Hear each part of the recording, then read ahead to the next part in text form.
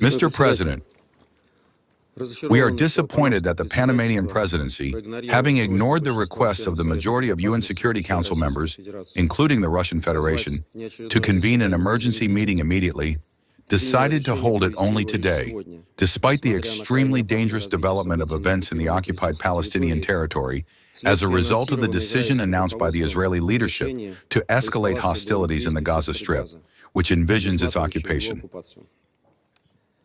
We thank UN Assistant Secretary General Miroslav Jenka and the head of the OCHA office in Geneva, Ramesh Rajasingham, for their reports. The other day, the world learned the shocking news that the military political cabinet of ministers of the government of Benjamin Netanyahu had decided to send troops into Gaza and place the Strip under the total control of the Israeli security forces in order, as the Israeli cabinet put it, to defeat Hamas. These actions of the Israeli leadership grossly violate international law, demonstrating its open disregard both for the appeals of the international community and for the decisions of the Security Council, and deal an extremely serious blow to the prospects for a two-state solution to the Palestinian-Israeli conflict. We strongly condemn the intention of the Netanyahu government to seize Gaza. In this context, we join the calls addressed to West Jerusalem to abandon such extremely dangerous steps, which undermine the already fragile prospects for a peaceful settlement of the Middle East conflict. We insist on Israel's strict compliance with the norms of international law and the well-known legal framework of the Middle East settlement, including the relevant UN Security Council and General Assembly resolutions. We also recall that the Israeli plans run counter to the advisory opinion of the International Court of Justice of 19 July 2024, which, among other things, unequivocally prescribes that West Jerusalem immediately put an end to the occupation of Palestinian lands.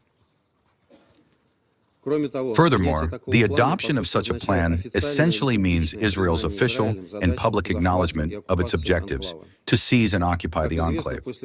As is known, after the disengagement from Gaza and the withdrawal of Israeli settlements from there in 2005, the Israeli leadership maintained that there was no state of occupation, which did not correspond to international legal interpretations, given the continued Israeli control over the sector's perimeter, its airspace, in its maritime area.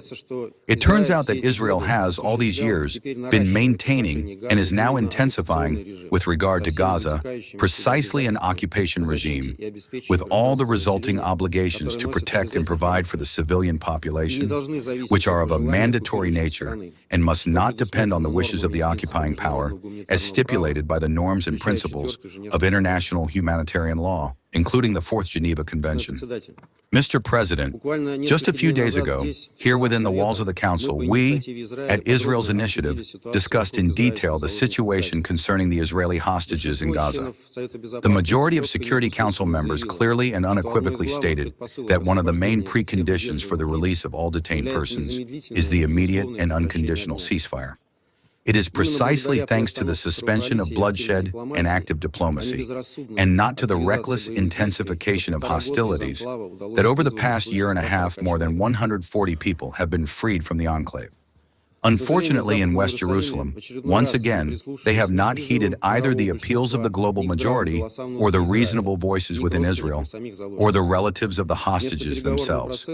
Instead of a negotiation process, the Israeli authorities have chosen a course toward further escalation of violence, thereby putting at risk the safety and lives of the Israeli hostages, who, as we have all seen, are already in unbearable conditions, worsened by the acute shortage of food and water in Gaza.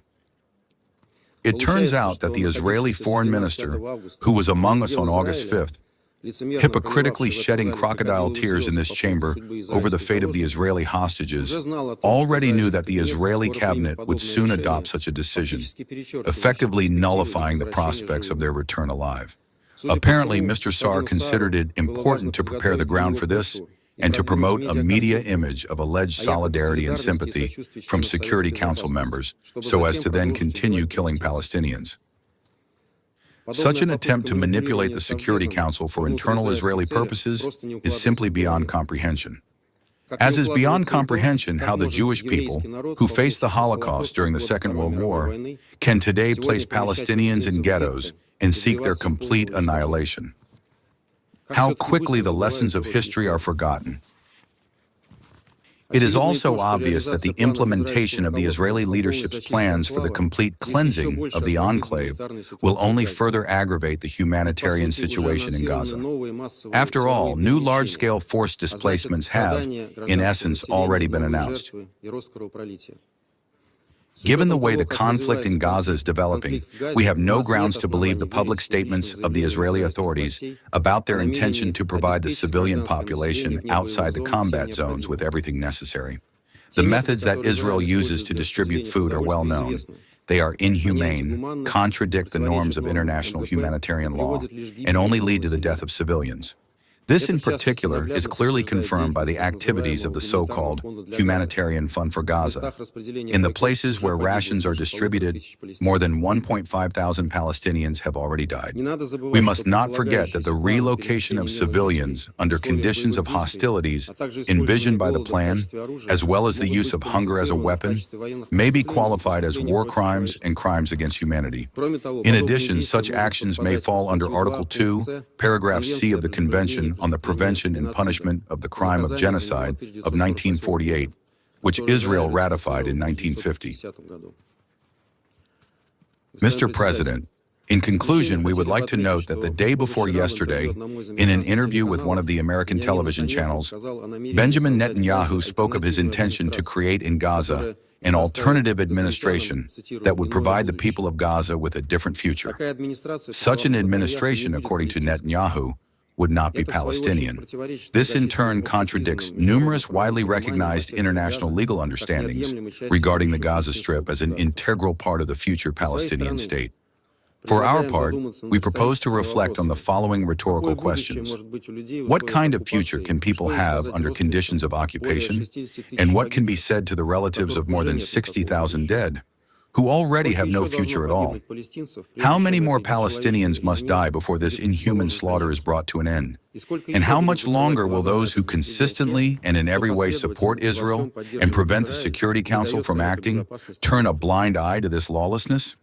For our part, we consistently and unwaveringly advocate for a diplomatic settlement of the Palestinian question on the basis of the formula two states for two peoples, in the implementation of which Israel's legitimate security concerns will be met, as will the legitimate aspirations of the Palestinian people for their own state. The alternative to this is the death of tens of thousands more innocent people, including the Israeli hostages who have remained in captivity for almost 2 years. The UN Security Council is simply obliged not to allow such a scenario. I hope that this will soon, at last, be realized in Washington. For now, however, as we understand it, despite the State Department's assurances of continuing real and serious diplomatic efforts to end the suffering in Gaza, free the hostages, and achieve a lasting peace, the United States is simply washing its hands and granting West Jerusalem a carte blanche for complete freedom of action in Gaza. Thank you for your attention.